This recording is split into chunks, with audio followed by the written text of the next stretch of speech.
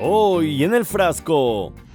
Hay que pensar que Siria era un país realmente poderoso y por eso un país molesto. Claro. Para los intereses internacionales, ¿no? Claro. Un país que no tenía deuda externa, un país que se autoabastecía, con muchos recursos naturales. Los rebeldes sirios pusieron fin al gobierno de Bashar al-Assad. Grupos vinculados a Al-Qaeda y todos aquellos que han ido mutando de rostro. Sin duda Siria entra en un túnel negro que no se sabe cuándo va a salir de ello y cómo va a salir de ello. Este es un día histórico para el Oriente Próximo. El colapso del régimen de al-Assad, la tiranía de Damasco, ofrece grandes oportunidades. En un sorpresivo y fulminante avance, las fuerzas rebeldes tomaron el control en cuestión de 12 días, tomando las ciudades más importantes de Siria. Pero en esencia son los mismos grupos terroristas que han saqueado y que han asesinado a la población siria en cientos de miles de personas. En Siria no fue ni primavera ni árabe. Es decir, la gente, el pueblo lo notó desde el comienzo como una invasión y como una cosa provocada desde afuera, ¿no? Con la entrada de grupos fundamentalistas terroristas que no eran sirios en su mayoría. Al-Qaeda siempre ha sido nuestra fuerza representante sobre el terreno. Ellos, junto con el ISIS, han llevado a cabo la misión de los Estados Unidos. Hoy somos partidarios de Al-Qaeda. Hillary Clinton creó el ISIS con Obama. Lo creó con Obama.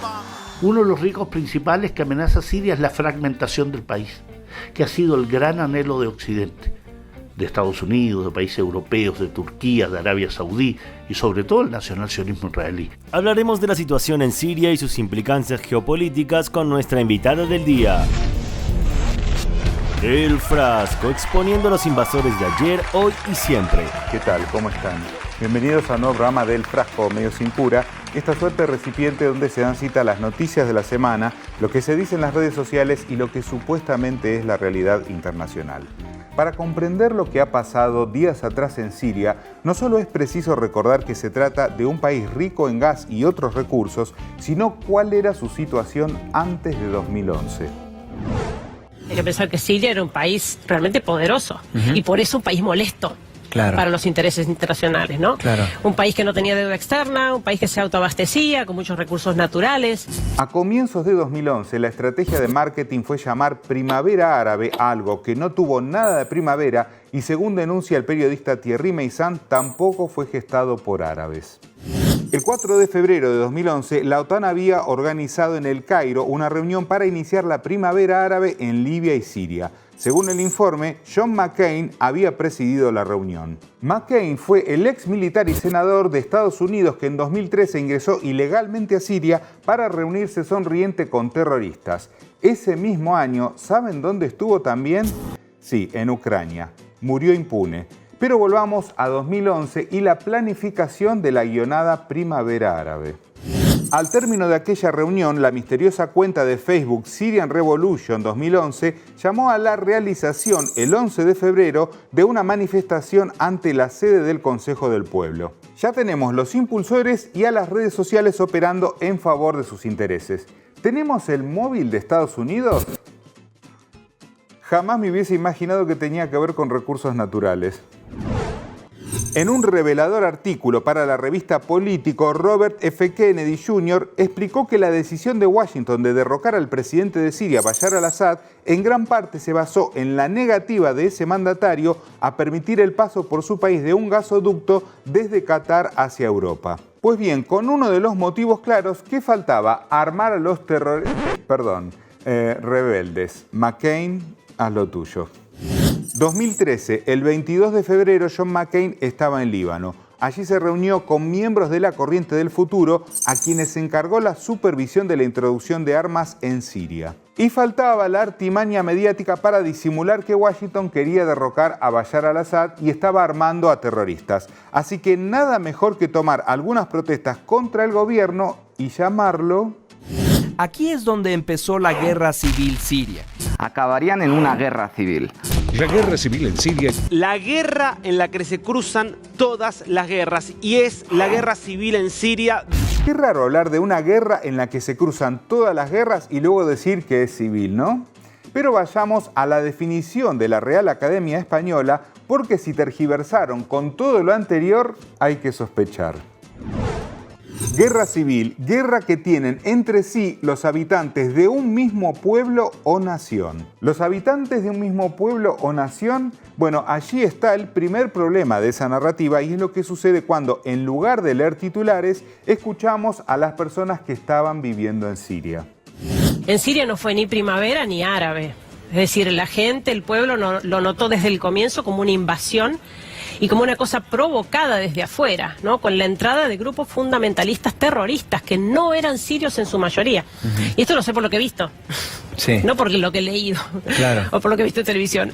Por favor, vengan y vean a los verdaderos terroristas aquí. Tenemos el derecho de defender nuestra tierra. Tenemos terroristas adentro de nuestro país. Y aquí es donde todo ese relato armado por el poder hegemónico y replicado por los medios occidentales se derrumbó por completo, porque no venían de 1, 5 o 10 países los mercenarios. Vean. Revelan uso de mercenarios de 80 países para destruir a Siria. Tales planes buscan quebrar al Estado laico y balcanizar su unidad social y territorial en beneficio del expansionismo de Estados Unidos e Israel en la región. Esa frase de 2013 lo resume todo: balcanizar su unidad social y territorial. Y en aquel momento la ONU también fue cómplice porque, sabiendo de la invasión de mercenarios extranjeros, sostuvieron esto. El informe de la ONU indicó que la violencia en Siria alcanzó el nivel de conflicto armado no internacional, expresión diplomática para definir una guerra civil. Es más que evidente que la trama mediática fue clave para que quienes estaban lejos de Siria creyeran lo que los medios decían, particularmente en relación al pueblo y al gobierno. Vean. La gente sale a la calle en manifestaciones pacíficas, miles de personas los veíamos pasar por la ventana de nuestro convento, ¿no? Con los carteles, cantando.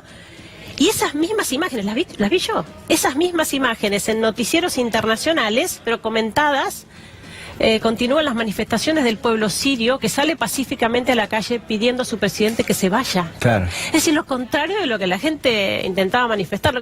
No por nada, muchos de los cánticos de quienes apoyaban al presidente sirio estaban dirigidos a las cadenas internacionales que tergiversaban deliberadamente los hechos.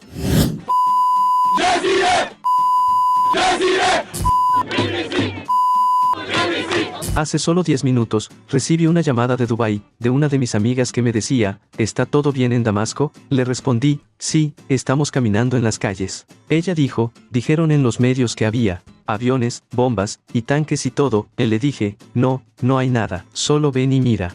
Bueno, ese cántico contra la BBC, que ya tergiversaba la información en aquel entonces, fue también premonitorio por lo que la cadena británica hizo, por ejemplo, en 2018. Investigación BBC en Siria. Cómo las armas químicas tienen a Bashar al-Assad a punto de ganar la guerra. Ese tipo de investigaciones, cuyo objetivo era desgastar al gobierno sirio, solían estar acompañadas de videos como pruebas. Pero adivinen qué pasó. Un productor sirio que trabaja para la BBC ha tuiteado que el video de personas tratadas por un ataque de armas químicas era falso. La BBC admite noticias falsas. Siria no gaseó a su pueblo. La BBC trata de limitar los daños tras las noticias falsas sobre el ataque químico en Siria. Bueno, ya vieron de lo que fueron capaces esos medios que se atrevieron a llamar rebeldes moderados una y otra vez a la rama siria de Al-Qaeda, porque eso se adaptaba a los intereses de quienes organizaron todo. Vean lo que hicieron estos rebeldes.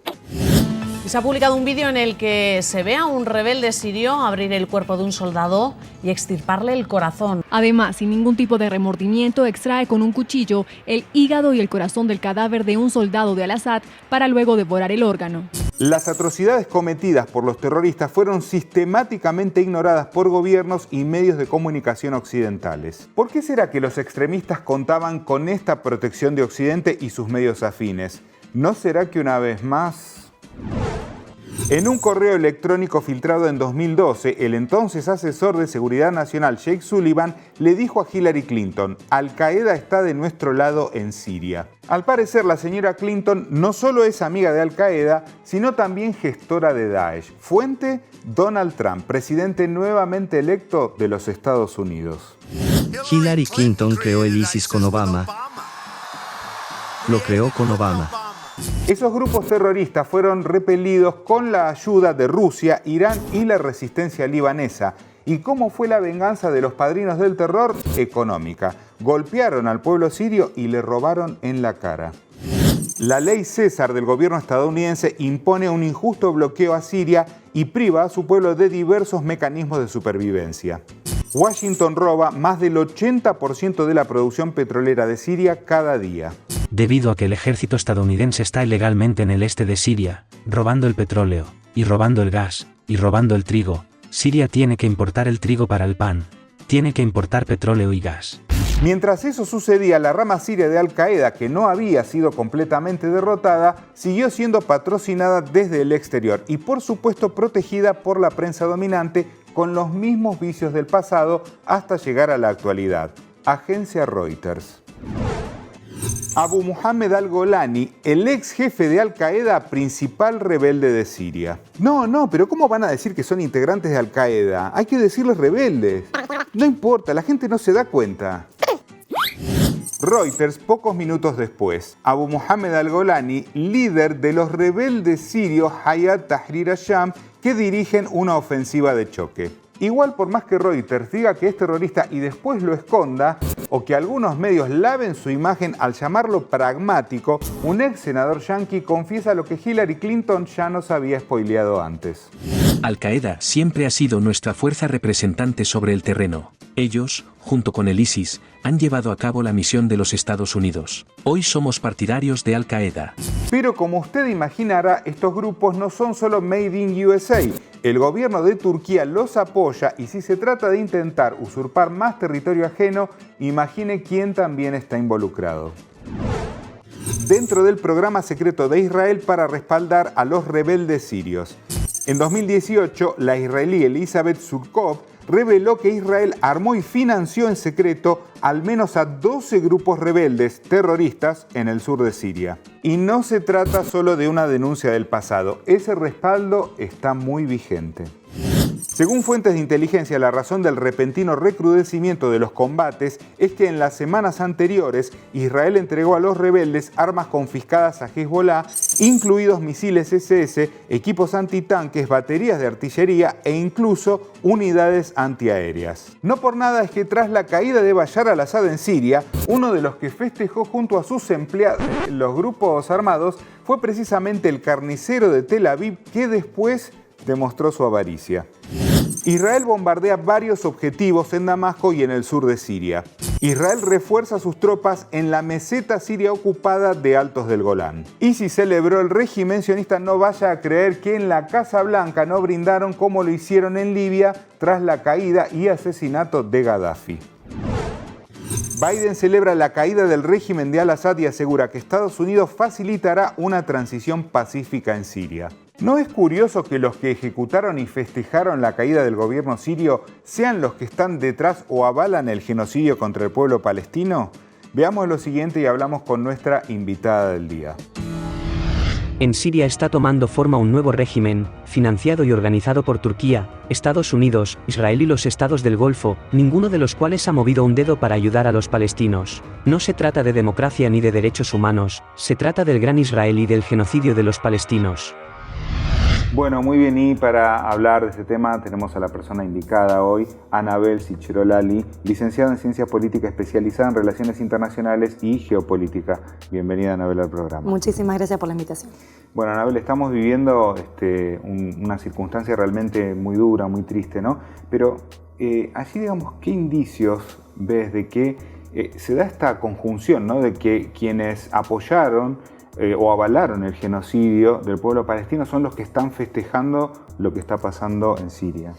Queda a las claras que Israel ahora está avanzando felizmente y rápidamente desde el sur. Acaban de ocupar o de avanzar en todo lo que es los Altos del Golán. Avanzaron sobre Quneitra, avanzaron sobre la parte, digamos, soberana de Siria de los Altos del Golán. Y están avanzando sobre, sacando el Golán, todo el territorio desde el sur hasta Damasco. De hecho, están atacando ahora mismo Damasco.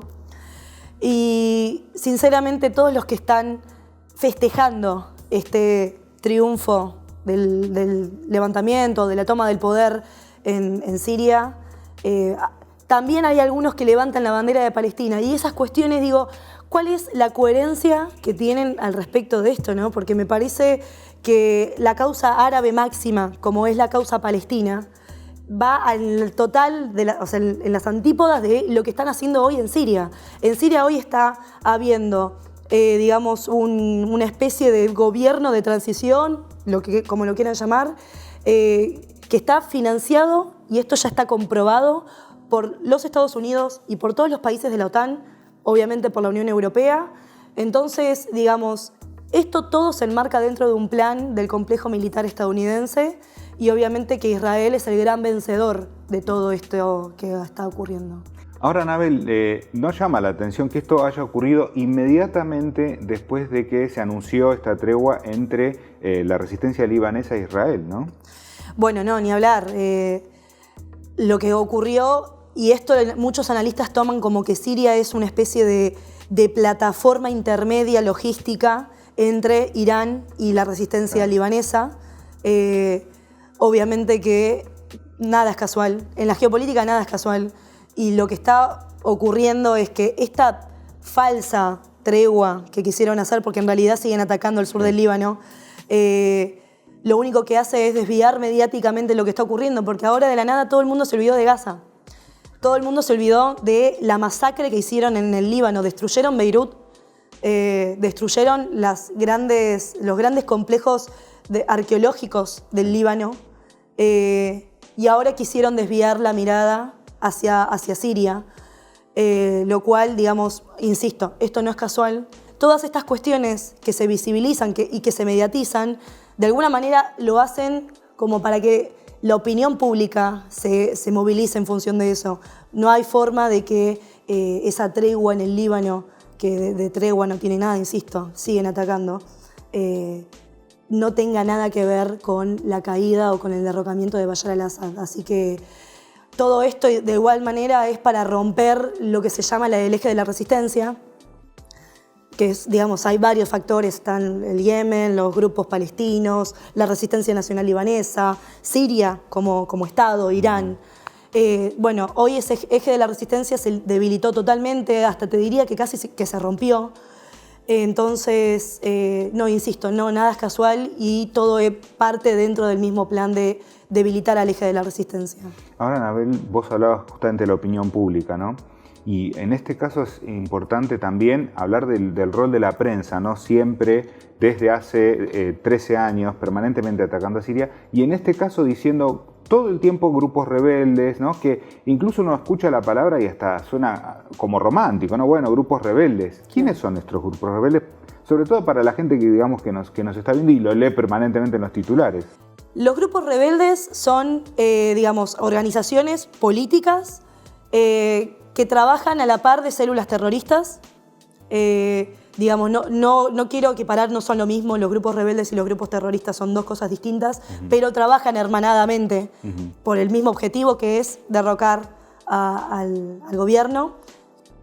Y la verdad es que, por ejemplo, podemos nombrar a Yolani, que es el que levantó toda esta toma del poder, es el capitán, es el jefe, es la cabeza de lo que antes se llamaba Frente al-Nusra, que hoy es Hayat Tahrir al-Sham, que hace una semana estaba en la lista negra de los Estados Unidos, de la CIA, de la Unión Europea y de la ONU en general, y hoy lo mostraron todo afeitado, como si fuese un Zelensky, lo mostraron como si fuese un Zelensky, y ahora es, digamos, el gran, digamos, el que nos recuperó, el que nos liberó de la tiranía, ¿no?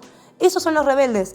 Pero esos rebeldes, la mal llamada oposición moderada, de moderada no tenían nada. Estaban armados hasta los dientes, estaban a la par de organizaciones terroristas. De hecho, se los mostró muy claramente. Estaban, por ejemplo, las organizaciones no gubernamentales, todo lo que fue Cascos Blancos. Bueno, toda esa gran conjunción de grupos, porque como que cuando vos lo ves parecen todos grupos heterogéneos, pero en realidad, insisto, todos tienen el fin común. Claro. Bueno, insisto, era todo un plan mediático, como ocurrió con los Cascos Blancos, para hacer un montaje ficticio de algo que estaba supuestamente ocurriendo, pero que en realidad no ocurría.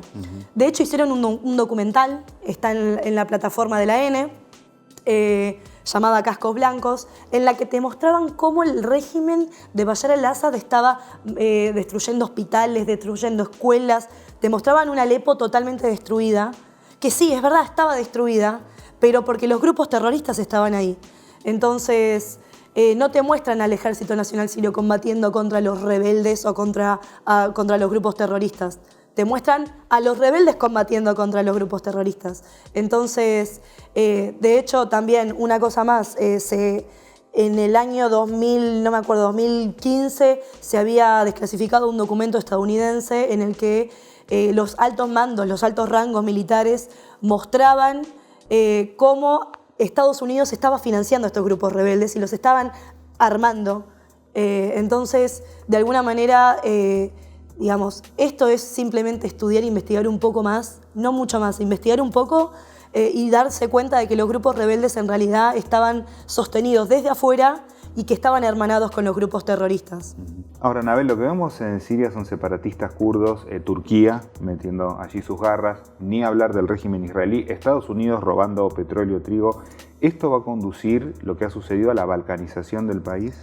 Lamentablemente sí, y me duele enormemente decirlo porque el norte de Siria es un punto estratégico, no solamente para Siria, digo, para toda la región. Claro. En el norte de Siria hay una cantidad de petróleo pero inimaginable, hay una cantidad de trigo inimaginable, mucha agua. Y la verdad es que los separatistas kurdos, que en realidad los podemos clasificar con su nombre, el PKK, también estaban, por ejemplo, las Fuerzas Democráticas Sirias, claro, que también son kurdos. Hay que sostener claramente, y esto hay que decirlo sin pelos en la lengua, los kurdos que nacieron en Siria son sirios. Por más de que se quieran, digamos, secesionar del país, son sirios. Y como tal, y como, digamos, como cualquier otro país, como cualquier otra república, con sus instituciones, se tienen que respetar esas instituciones. Entonces, que los grupos separatistas estén en esa región, literalmente clavados, atornillados en esa región, que en esa misma región haya camiones que se llevan barriles de petróleo todos los días, en donde se circulan paquetones de dólares termosellados, también que los turcos quieran utilizar un pedazo del territorio sirio del norte para generar una especie de cinturón de seguridad. Todo eso, deja las claras que Turquía necesita sí o sí esa región, que Estados Unidos también necesita esa región, que los kurdos quieren separarse y tener esa región. Todo eso hace que, obviamente, que Siria, mediante su ejército, tuviese que contener, porque teníamos 3 enemigos, uno era propio, porque, digamos, por más de que no quieran, los kurdos eran sirios. Después, insisto, los turcos, los estadounidenses, todos los grupos terroristas que estaban ocupando el norte, Idlib, toda esa zona. Que también desde Turquía se haya cerrado la represa de Ataturk, por la cual le brindaban agua a Siria, claro, y con ese cierre hicieron que toda Siria quedara sin agua, que sin agua no se pudiesen regar los cultivos, entonces los sirios estaban sin agua y sin luz, y sin comida. A la par, llevándose todos los barriles de petróleo y todos los recursos que tiene Siria, que, insisto, Siria tiene la reserva de gas más grande del mundo. Es un país minúsculo y aún así tiene gas, petróleo, tiene una cantidad de recursos pero inimaginables. Quien se haga de Siria va a terminar siendo un multimillonario y para que ocurra eso tiene que darse estas dos situaciones, o terminar siendo una Irak o un Afganistán, o terminar siendo una Libia y que Siria sea un estado fallido más dentro de este plan de la primavera árabe. Bueno, Anabel, muchísimas gracias por haber estado aquí clarificándonos un poco lo que está pasando en Siria. Muchas gracias a ustedes. Y nosotros, como siempre, nos vamos a un retro-tweet, una frase del pasado para pensar en todo lo que vimos en el programa del día de hoy. Vean. Nosotros iremos hacia el sol de la libertad o hacia la muerte, y si morimos, no importa, nuestra causa seguirá viviendo. Augusto César Sandino. Más de 13 años atrás, Estados Unidos y sus aliados apuntaron contra Siria, implantaron terror, piratearon sus recursos, diezmaron a su pueblo y finalmente lograron desplazar al gobierno. La paradoja es que en la cuna de la civilización hoy detentan el poder salvaje sin ley. Eso sí, bien financiados por quienes ahora se reparten el botín. Los invitamos a dejar sus comentarios y por supuesto a suscribirse y no se olviden de activar la campanita para seguir recibiendo todas las novedades aquí en El Frasco, Medios sin Cura. El Frasco, Medios sin Cura.